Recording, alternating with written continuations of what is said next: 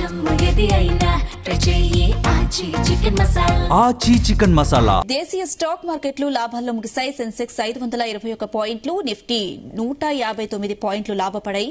ఇక HDFC bank, Hindalco, Bajaj auto, Bharat electronics, Axis bank stocks లాభపడగా Kotak Mahindra bank, TCS, Bajaj finance, Wipro, Infosys నష్టపోయాయి. Bullion మార్కెట్లు స్వల్ప నష్టాల్లో కొనసాగుతున్నాయి. 24 క్యారెట్స్ గోల్డ్ ₹400 నష్టపోయి 1,46,970 వద్ద కొనసాగుతుంది. సిల్వర్ 1,200 నష్టపోయి ₹2,36,154 వద్ద కొనసాగుతుంది. డాలర్తో పోలిస్తే రూపాయి 10 పైసలు నష్టపోయి ₹95.28 వద్ద కొనసాగుతుంది.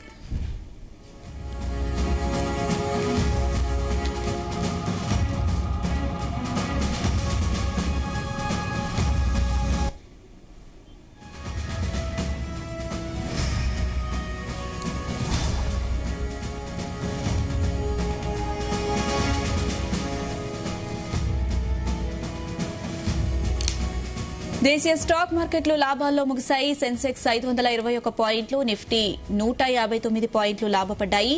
HDFC bank, Hindalco, Bajaj auto, Bharat electronics, Axis bank stocks లాభపడగా Kotak Mahindra bank, TCS, Bajaj Finserv, Wipro, Infosys నష్టపోయాయి. బులియన్ మార్కెట్లు స్వల్ప నష్టాల్లో కొనసాగుతున్నాయి. 24 క్యారెట్స్ గోల్డ్ ₹400 నష్టపోయి 1,46,970 వద్ద కొనసాగుతుండగా సిల్వర్ ₹1,200 నష్టపోయింది. 2,36,154 వద్ద కొనసాగుతుంది. డాలర్తో పోలిస్తే రూపాయి 10 పైసలు నష్టపోయి ₹95.28 వద్ద కొనసాగుతుంది.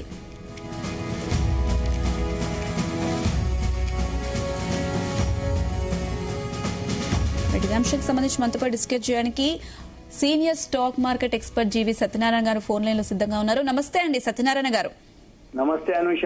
మనం చూస్తే దేశీయ స్టాక్ మార్కెట్లు లాభాలతో ముగిదేయడం జరిగింది. అలాగే గోల్డ్, సిల్వర్ కూడా కొంచెం నష్టాలతో ఉన్నట్టుగా తెలుస్తుంది. రేపు ఎలా ఉండే అవకాశాలు ఉన్నాయండి మార్కెట్స్?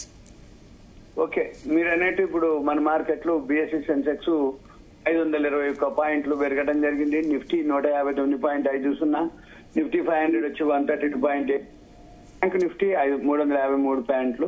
ఐటీ షేర్లు మాత్రం కొంచెం ఫాల్ అయింది, 163 పాయింట్లు, 162.96. మిడ్ క్యాప్ బాగా ఓకే, 80.30. బిఎస్సి బ్యాంకు నిఫ్టీ వచ్చి 491.73, నిఫ్టీ 200 వచ్చి 84.61, నిఫ్టీ 100 వచ్చి 162.50. స్మాల్ క్యాప్ వచ్చి నిఫ్టీ 107.75, బిఎస్సి 500 209.44, బిఎస్సి 100 164.90 ప్లస్ లోనే క్లోజ్ అయినాయి ఒక ఐటీ సెక్టార్ తప్ప.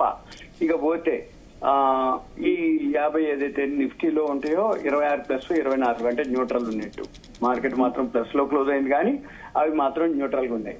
ఎఫ్ఐఎల్ మాత్రం బయింగ్ లోకి రావడం జరిగింది నిన్న శుక్రవారం రోజు. కాబట్టి ఓకే, మార్కెట్లు పాజిటివ్ లోనే ఉన్నాయి. ఎఫ్ఐఎల్ బయింగ్ లోకి వచ్చారు, డిఐఎల్ సెల్లింగ్ లోకి రావడం జరిగింది. ఇక తర్వాత బిఎస్సి ఏదైతే ఉందో 30 కంపెనీల్లో అది 14 ప్లస్ 16 మైనస్ లో ట్రేడ్ అవుతున్నాయి. అంటే అవి కూడా న్యూట్రల్ కిందనే వస్తుంది. రేపైతే ఇది సైడ్ వేస్ అంటాం అనమాట. అంటే షేర్లు ఏవైతే ఉన్నాయో ఇండెక్స్ పెరిగింది, సెన్సెక్స్ పెరిగింది తప్ప, కానీ షేర్లలో మాత్రం న్యూట్రల్ గానే ఉన్నాయి, అంటే ఫ్లాట్ గా ఉన్నాయి అని అర్థం. కాకపోతే రేపు మంగళవారం weekly Nifty expiry closing day కాబట్టి ప్రాఫిట్ బుకింగ్ జరిగే అవకాశాలు ఉండవచ్చు. ఇకపోతే మార్కెట్ పెరగడానికి ఒక 6 కారణాలు ఉన్నాయి. అవి ఏంటిదో చూద్దాము. ఇప్పుడు ఏంటిది అంటే మెయిన్ మాన్సూన్స్ అన్నమాట. ఏదైతే ఋతుపవనాలు ఉన్నాయో అవి అనౌన్స్ చేస్తారు, అవి బాగుంటాయి అనేది ఒకటి మార్కెట్. ఎఫ్ఐఎల్ బయింగ్ రెండోది. ఇక్కడ మళ్ళీ ఫైర్ ఉందో అది హోల్డ్ లో ఉండిపోయింది. అంటే చర్చలు జరుగుతున్నాయి, యుద్ధం ఏం లేదు కాబట్టి అదొక గుడ్ న్యూస్. మళ్ళీ ఆయిల్ ప్రైసెస్ ఏదైతే బ్రెంట్ ఆయిల్ ఉందో అది $72 దగ్గర ట్రేడ్ అవటం.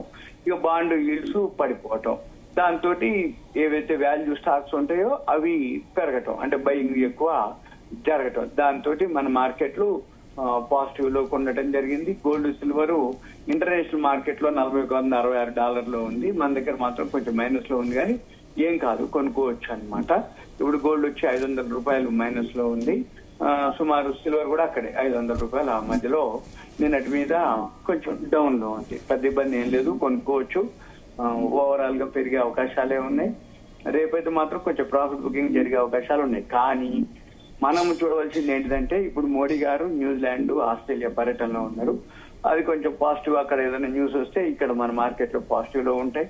తర్వాత మనకి ఏదైతే ఉందో బ్రెంట్ ఆయిల్ తగ్గుతుంది కాబట్టి అది 71.57 ఉంది కాబట్టి మనకి పాజిటివే. ఇక నెక్స్ట్ వచ్చి బోర్డు మీటింగ్ రిజల్ట్స్ వస్తుంటాయి.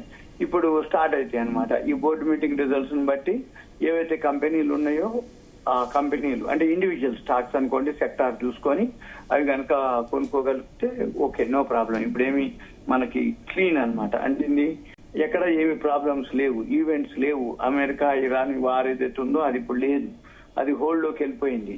అంటే నిలకడగుంది. అక్కడ చర్చలు జరుగుతున్నాయి. దాంతో హర్మన్ జల్సన్ ఓపెన్ చేయటం, నౌకలు రిలీజ్ కావటం, ఆయిల్ ప్రొడ్యూస్ చేసే గల్ఫ్ కంట్రీస్ ఉన్నాయి, వాళ్ళు మేము ప్రొడక్షన్ పెంచుతా అనటం. దాంతో ఈ బ్రెంట్ ఆయిల్ సప్లై పెరగటం, డిమాండ్ తగ్గటం, రేటు తగ్గటం, మార్కెట్ లో మనకి గుడ్ న్యూస్ అన్నమాట. అంటే మన రూపాయి బలోపేతం అవుతుంది, ఇన్ఫ్లేషన్ తగ్గుద్ది, ఆటోమేటిక్ మన ఎకానమీ ఏదైతే ఉందో జీడిపి పెరుగుతుంది. ఆల్రెడీ మొన్న 1st తారీఖు జిఎస్టీ డేటా రావడం జరిగింది, కలెక్షన్ అది పాజిటివ్ లోనే ఉంది. ఇకపోతే ఇప్పుడు మనము ఇరాన్ అంటే last week Iran France trade deal జరిగింది. శుక్రవారం నాడు జపాన్ ఇండియా ట్రేడ్ డీల్ జరిగింది. మళ్ళీ ఇప్పుడు న్యూజిలాండ్, ఆస్ట్రేలియా పర్యటనలో మళ్ళీ అక్కడ ట్రేడ్ డీల్ జరుగుతాయి. మళ్ళీ ఈ వారంలో అమెరికా నుంచి అంటే G11 సదస్సులో మోడీ గారును ట్రంప్ గారు ఇద్దరు డిస్కస్ చేయడం జరిగింది. ట్రేడ్ డీల్ కోసం ఏదైతే ఉందో వాళ్ళు అమెరికా వాళ్ళు మన ఇండియాకు వచ్చి మన వాళ్ళతో మాట్లాడడం జరుగుద్ది. అయితే అక్కడ 250 స్వాతంత్ర దినోత్సవ వేడుకలు జరుగుతున్నాయి కాబట్టి అయిపోయినాయి. ఇప్పుడు మళ్ళీ ఈ వీక్ లోనే ఇప్పుడు వాళ్ళు వస్తారు. వచ్చినప్పుడు మళ్ళీ అది కూడా ట్రేడ్ డీల్ జరుగుద్ది. ఇవన్నీ పాజిటివ్ న్యూస్ మన మార్కెట్లకి, కాబట్టి కొనుక్కోవచ్చు, ఏం కాదు. కాకపోతే ఫస్ట్ క్వార్టర్ రిజల్ట్స్ ఏవైతున్నాయో ఇంక అనౌన్స్మెంట్ జరగలేదు, కానీ జరుగుతాయి. కానీ అవి ఏమంతా మంచిగా ఉండవు. ఎందుకోసం అంటే ఈ ఏదైతే ఫస్ట్ క్వార్టర్ ఉందో ఆ ఫస్ట్ క్వార్టర్ మొత్తం కూడా ఇరాన్ అమెరికా వార్ తోటే గడిచిపోయింది. కాబట్టి మన మార్కెట్ లో రిజల్ట్స్ అంతగా చూపించవు. కానీ ఇదంతా కూడా అవుట్డేటెడ్ అయిపోయింది. అంటే రిజల్ట్స్ బాగుండవు అని ముందే మార్కెట్ డిస్కౌంట్ చేయడం జరిగింది, మార్కెట్లు ముందే తగ్గడం జరిగింది. కాబట్టి పెద్దగా తగ్గే అవకాశాలు లేవు. కానీ రిజల్ట్స్ బాగలేకపోతే ఇంకా తగ్గే అవకాశాలు ఉంటాయి. ఏవి ఆ షేర్ల వరకు. ఇక సెక్టార్ వైజ్ చూసుకొని న్యూట్రల్ గా ఉన్నాయా, ప్రాఫిట్ లో ఉన్నాయా. ప్రాఫిట్ లో అయితే మళ్ళీ పెరిగే అవకాశాలే కనపడుతున్నాయి. న్యూట్రల్ గా ఉన్నా పెరిగే అవకాశాలే కనపడతాయి. ఎందుకంటే ఇప్పుడు July, August, September second quarter results వస్తాయి. అక్టోబర్ లో మాన్సూన్స్ అంటారు.